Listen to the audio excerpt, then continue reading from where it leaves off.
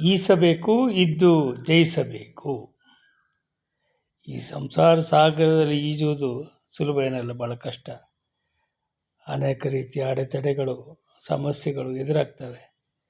ಎಲ್ಲವನ್ನು ಎದುರಿಸ್ಕೊಂಡು ಈಜಬೇಕು. ನಾನಾ ರೀತಿಯ ಆಕರ್ಷಣೆಗಳು ನಮ್ಮನ್ನು ಸೆಳೀತವೆ. ಸೆಳೆದುಕೊಂಡು ಹೋಗಿ ಅಲ್ಲೇ ಮುಳುಗಿಸಿ ಬಿಡ್ತವೆ ಕೆಲವು. ಆದ್ದರಿಂದ ಎಚ್ಚರಿಕೆ ಬೇಕು, ವಿವೇಕ ಬೇಕು. ಯಾವುದು ಸರಿ, ಯಾವುದು ತಪ್ಪು ಅನ್ನೋ ವಿವೇಕ ಬೇಕು, ವಿವೇಚನೆ ಬೇಕು. ನಮ್ಮ ಒಳ ಮನಸ್ಸು ಹೇಳುತ್ತೆ, ಆಂತರ್ಯ ಇದು ಸರಿ, ಇದು ತಪ್ಪು ಅಂತ. ಅದನ್ನು ನಾವು ಕೇಳಬೇಕು. ಅದು ನಮ್ಮನ್ನು ಒಳ್ಳೆ ದಾರಿಯಲ್ಲಿ ನಡೆಸುತ್ತೆ. ಅದು ಬಿಟ್ಟು ನಾನಾ ರೀತಿಯ ಆಕರ್ಷಣೆಗಳಿಗೆ ಒಳಗಾದರೆ ಅಥವಾ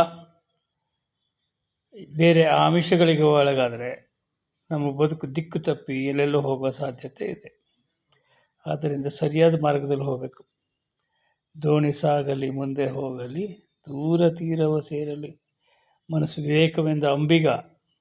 ವಿವೇಕವೇ ನಮ್ಮ ವಿವೇಕತನ ಏನಿದೆ, ಅದೇ ನಮ್ಮ ಬದುಕಿನ ಒಂದು ದೋಣಿಯ ಅಂಬಿಗ. ಬೀಸುಗಾಳಿಗೆ ಬೀಳುತ್ತೆ ಇರುತ್ತಾ ತೆರೆಯ ಮೇಗಡೆ ಸಾಗಲಿ. ಎಲ್ರಿಗೂ ಅವರವರ ಗುರಿ ಮುಟ್ಟುವ, ಯಶಸ್ಸು ಸಾಧಿಸುವ ಸಂದರ್ಭ ಒದಗಿ ಬರಲಿ. ನಮಸ್ಕಾರ. ನೀವು ಸಬ್ಸ್ಕ್ರೈಬ್ ಆಗದಿದ್ದರೆ ಈಗಲೇ ಸಬ್ಸ್ಕ್ರೈಬ್ ಆಗಿ, ಮತ್ತು ಸಮಯವಾದಾಗ ನಮ್ಮ ವೀಡಿಯೋಗಳನ್ನು ತಲುಪುತ್ತೆ ನೋಡ್ತಾ ಇರಿ.